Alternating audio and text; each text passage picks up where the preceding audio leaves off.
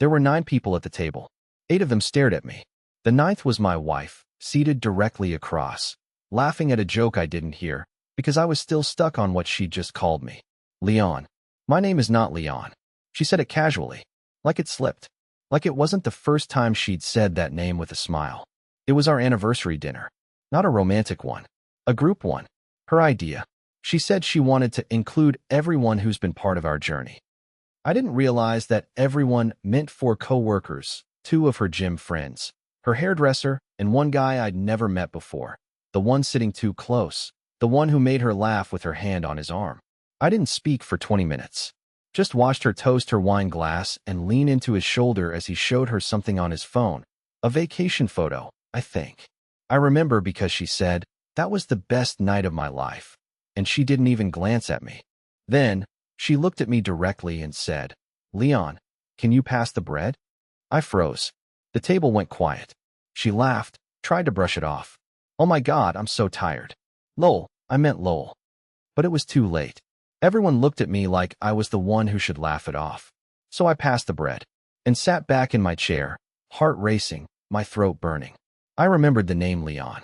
2 weeks earlier, I had seen it once, briefly, in a text preview that she quickly swiped away. She said it was a guy from marketing. But now he wasn't just a guy from marketing. Now he was the guy whose name she said by accident in front of a table full of people on the day we were supposed to be celebrating us. I didn't cause a scene. I didn't make a toast. I just smiled, finished my drink, and when dessert came, I excused myself to the restroom, but walked straight out the front door. No one followed. I waited in the car. 10 minutes. 20. 45. She never came out. Eventually, I drove home alone.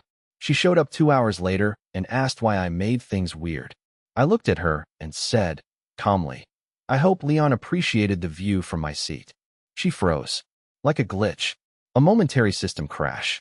Then she panicked. "That's not what I meant. I love you."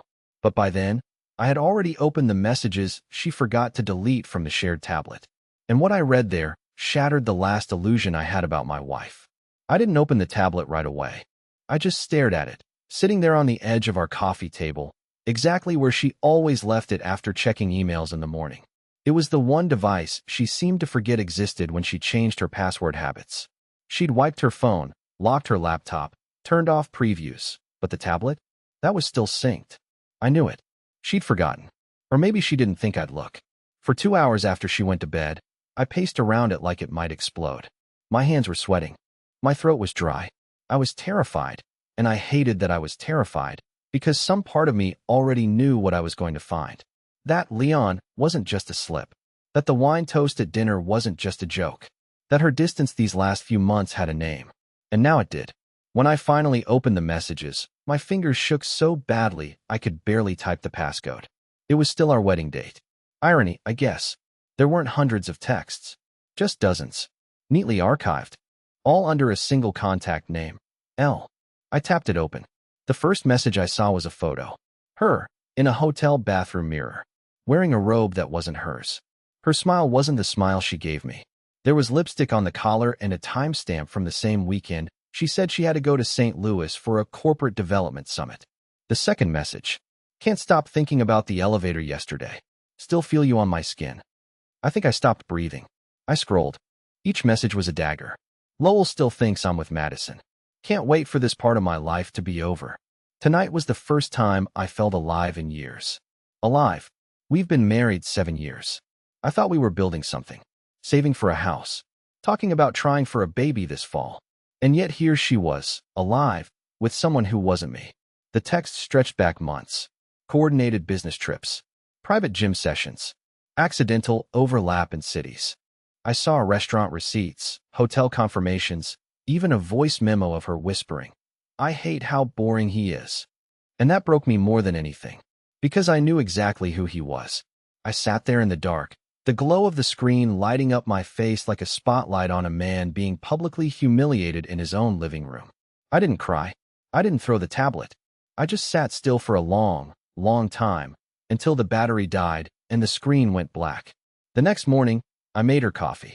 Same as always. Hazelnut creamer. 1 cube of sugar. I placed the cup on the table next to her gym bag and said nothing. She didn't look up. Just said, Thanks, babe, and grabbed her keys. I waited until she was out the door. Then I opened my laptop.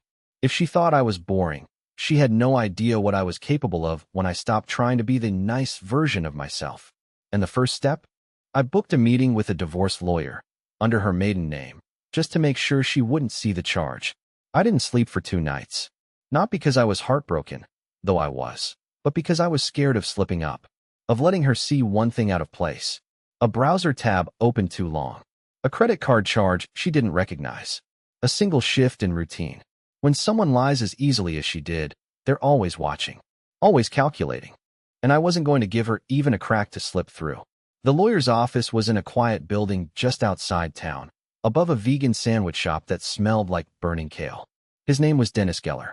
My friend Trent recommended him years ago when he went through a divorce and lost 2 motorcycles, a boat, and full custody. Hire Dennis, he said, before she does. I walked in shaking, not with fear, with the kind of rage that doesn't scream, it simmers. Dennis sat across from me with his fingers laced, his wedding ring still on. He asked for the name. I said, Tessa Halden. Married name. Her maiden name was Landon. His eyebrow twitched. He tapped on his keyboard, then paused. Your wife already contacted a firm in the city. Not mine, but one I know. She had a consultation 3 weeks ago.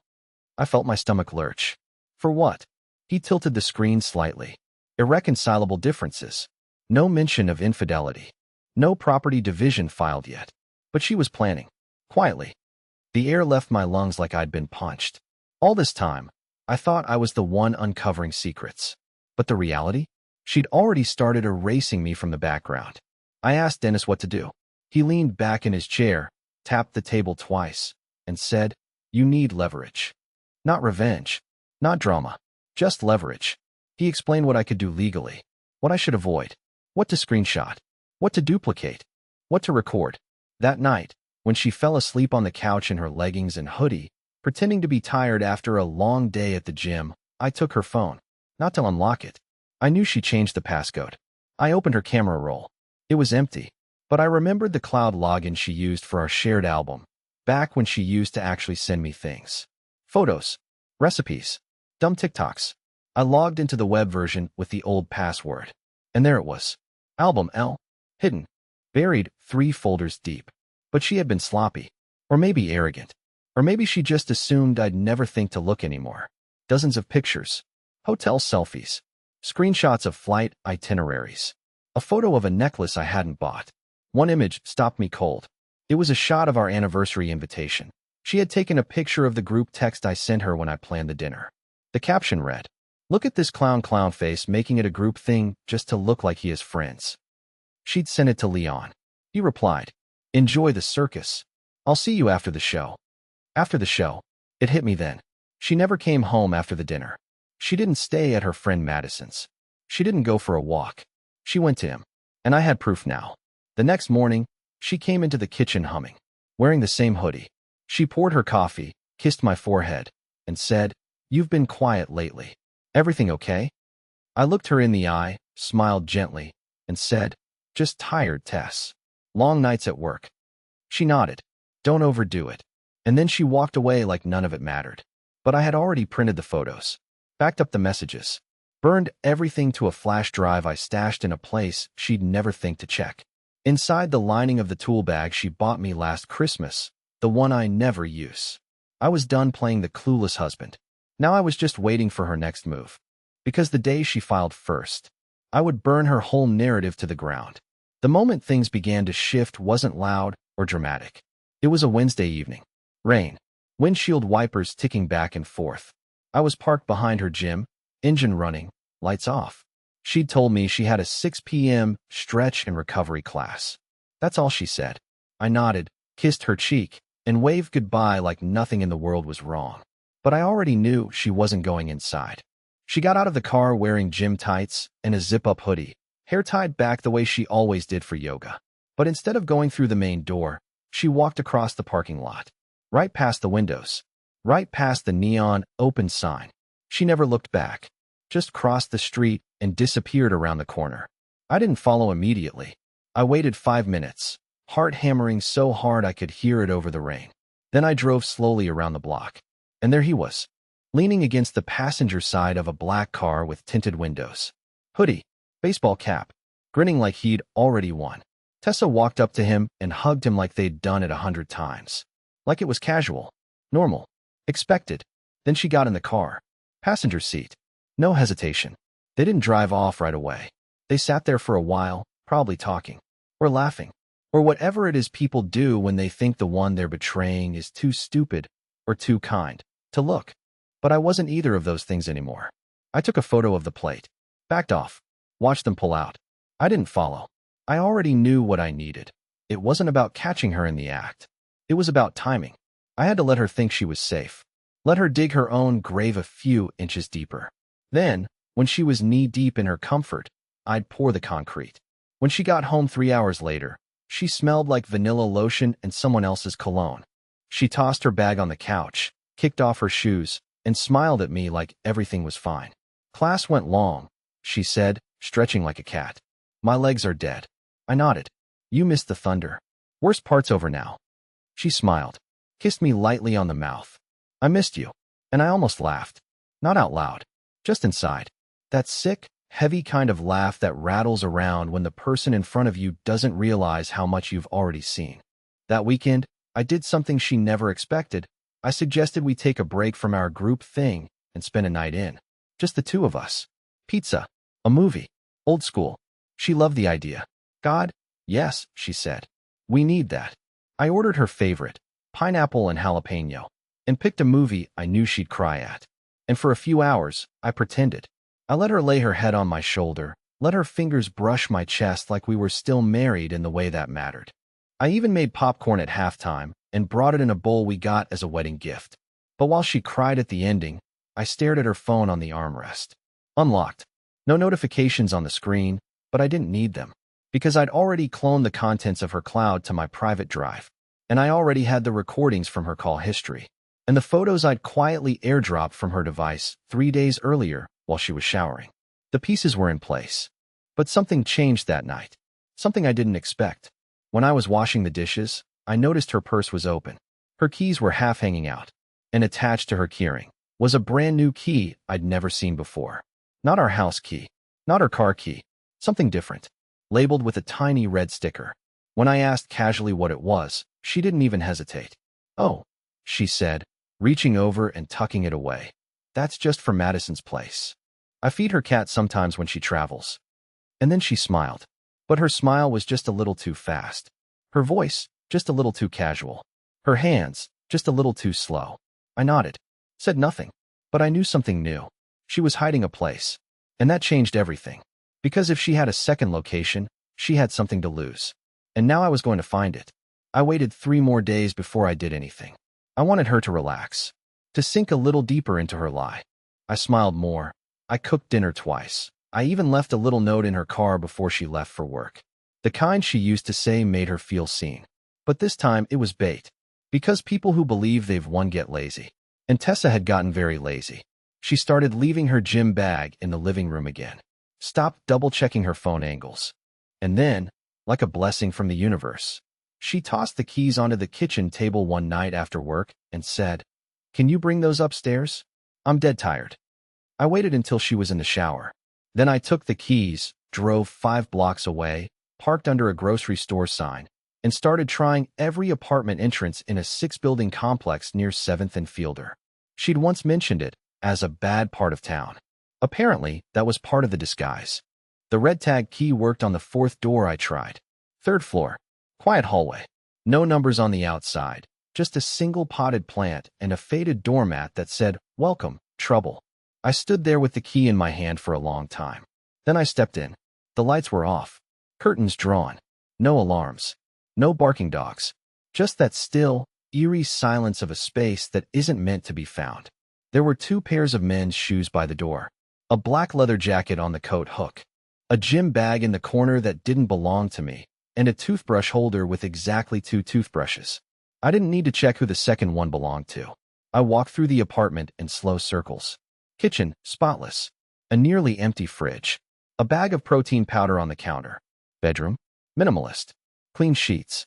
A bottle of lotion on the nightstand. One open drawer full of men's socks and boxer briefs. But what caught my attention was a receipt. Folded. Left behind under a candle like it was trash. It was from the night of our anniversary. Venora's wine bar. 2 glasses of Merlot. 1 steak. 1 grilled halibut. 1 dessert sampler. Time stamped. 10:47 p.m. She never came home that night until almost midnight. She said she stopped by Madison's for a nightcap. But she was here. With him. The night I walked out of the restaurant humiliated, she met him here. Ate dessert. Slept in a bed that wasn't ours. And laughed, probably, about how I left quietly. I took the receipt. Not because I needed more proof, but because I wanted to leave something missing. Something she'd notice. Something small that would plant the idea in her head that she wasn't as careful as she thought. Before I left, I pulled one final move. I opened her side of the bed, reached into the pillowcase, and slid a single playing card inside. An ace of spades. She doesn't play cards. Never has. But Leon? He plays poker on Thursdays with his buddies, according to his texts. That card wasn't for him. It was a warning. A symbol. And she'd know it came from me. I locked the door on the way out, drove home, placed her keys back on the dresser exactly where she left them, and sat in the kitchen with a cup of coffee until I heard the shower stop. She came downstairs in her robe, smiling. "You're up late," she said, drying her hair. I shrugged. Didn't feel like sleeping. She kissed me on the cheek and said, "I really missed us tonight." And I said, "Me too." But in my head, I was already planning the next move. Because now I knew where her secrets lived. And it was time to let her feel what it's like when someone pretends, just a little too well. It started with something small. The next morning, she was rushing to leave for work. Half a slice of toast in her hand, hair still damp, shoes mismatched. That's when I noticed the edge in her voice. Like she was distracted, anxious, but trying too hard not to show it. She kissed me on the cheek and muttered, "Love you, babe," like she always did. Except this time, she hesitated at the word babe, as if she had to remember who she was speaking to. She left her phone charging on the counter. That never used to happen. She's one of those phone never leaves my hand people. But lately, she's been leaving it behind. Forgetting things. Slipping. That was mistake number 1. Mistake number 2 happened that evening, when she came home in silence. No greeting. No smile. Just walked in, dropped her bag, and headed to the bedroom like she didn't want to be seen. I followed, leaning against the doorway as she changed into leggings and a hoodie. The same lazy uniform she wore the night she went to that secret apartment. "You okay?" I asked casually. She nodded too fast. "Just a headache. Long meetings today." I walked closer. "You forget anything?" She stiffened. "No, why?" I tilted my head, watching her. "You sure? You didn't lose anything at the gym?" Her eyes twitched. She turned away too quickly, pretending to look for a scrunchie. "No. Why would you ask that?" I shrugged, let a second pass, then walked away without saying another word.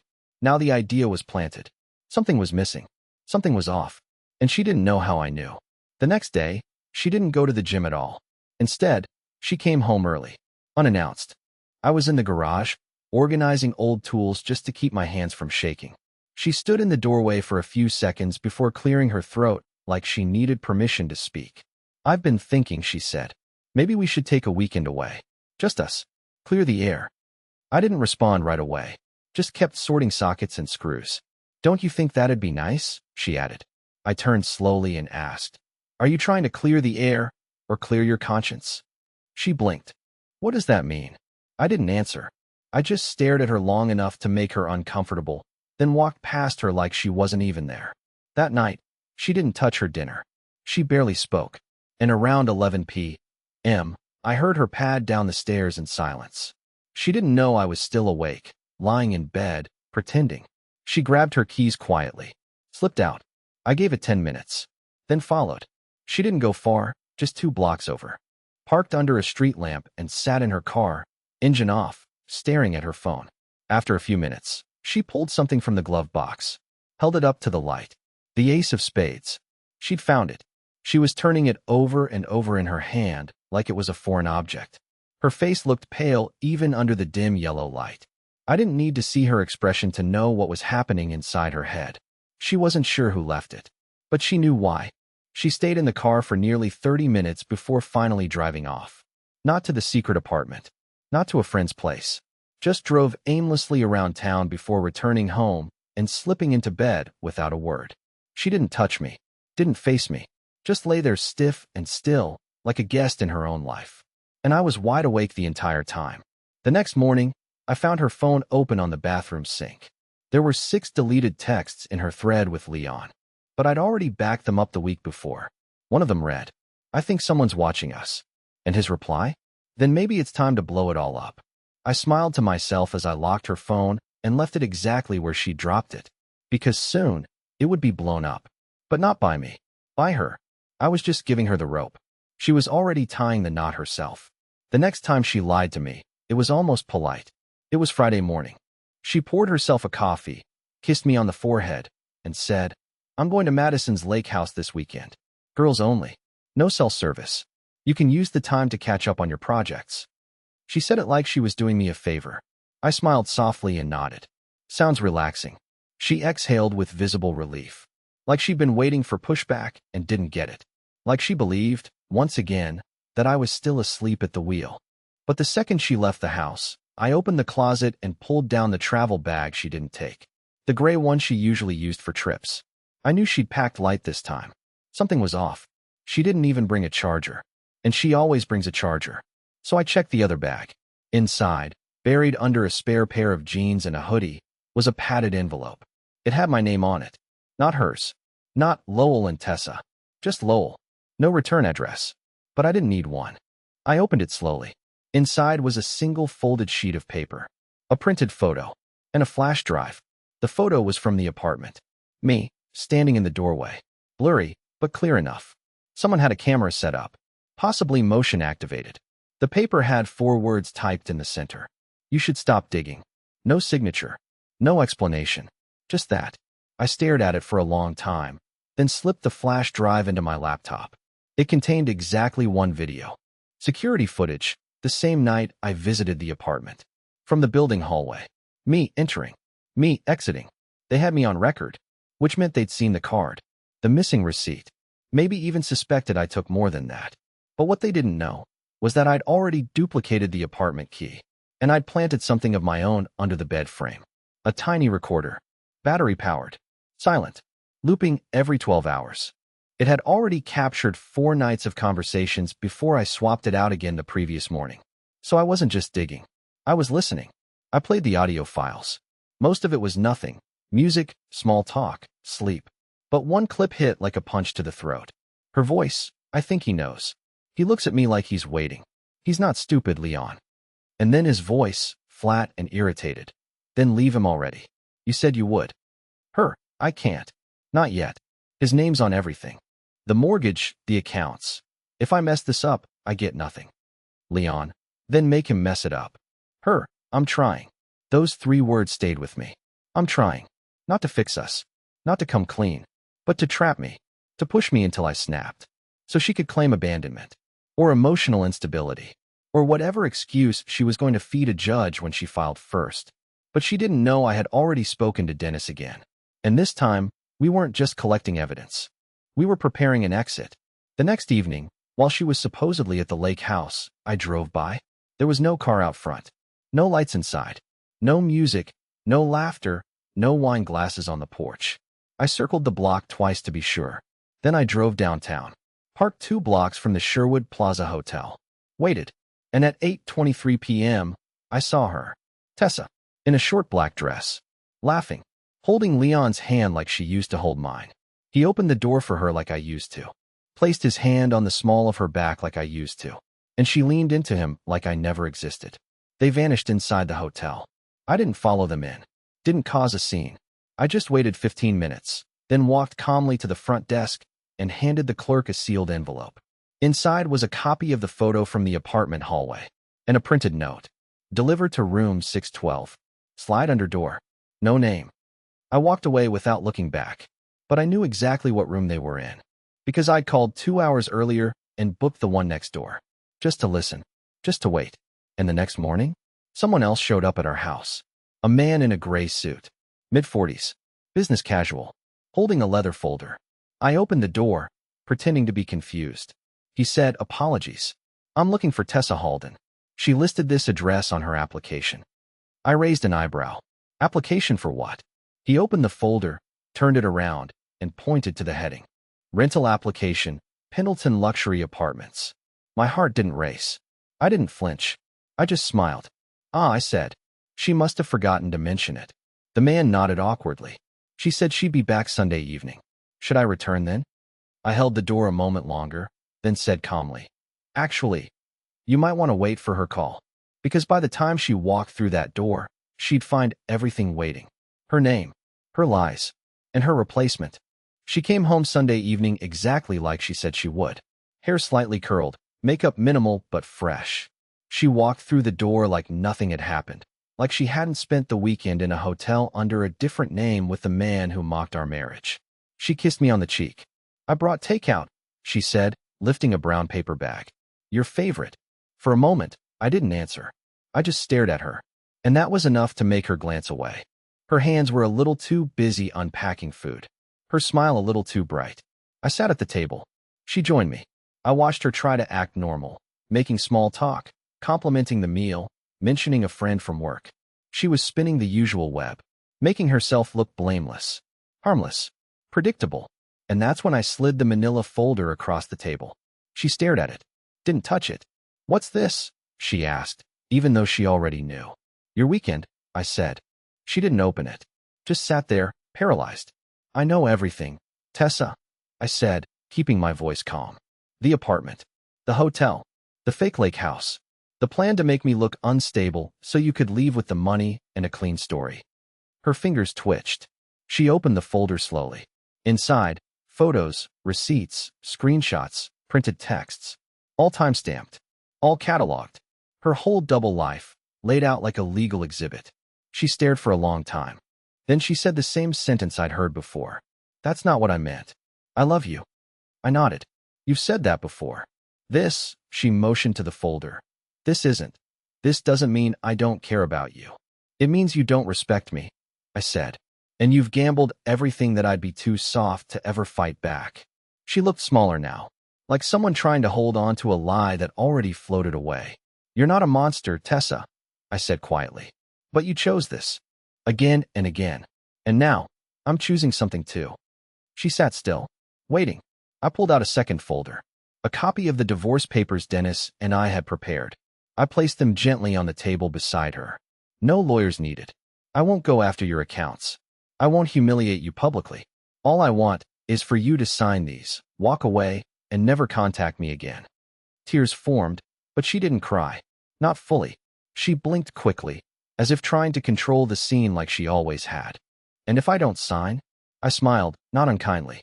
Then the folder with all your weekend memories goes to Leon's boss, your HR department, and Pendleton Luxury's leasing office. In that order. Silence. Then, finally, the sound of a pen scratching paper. She signed. No screaming. No denial. Just the slow sound of defeat. She left the house the next day, quietly, with 2 suitcases and a hollow look in her eyes. She didn't ask for anything else. She didn't leave a note.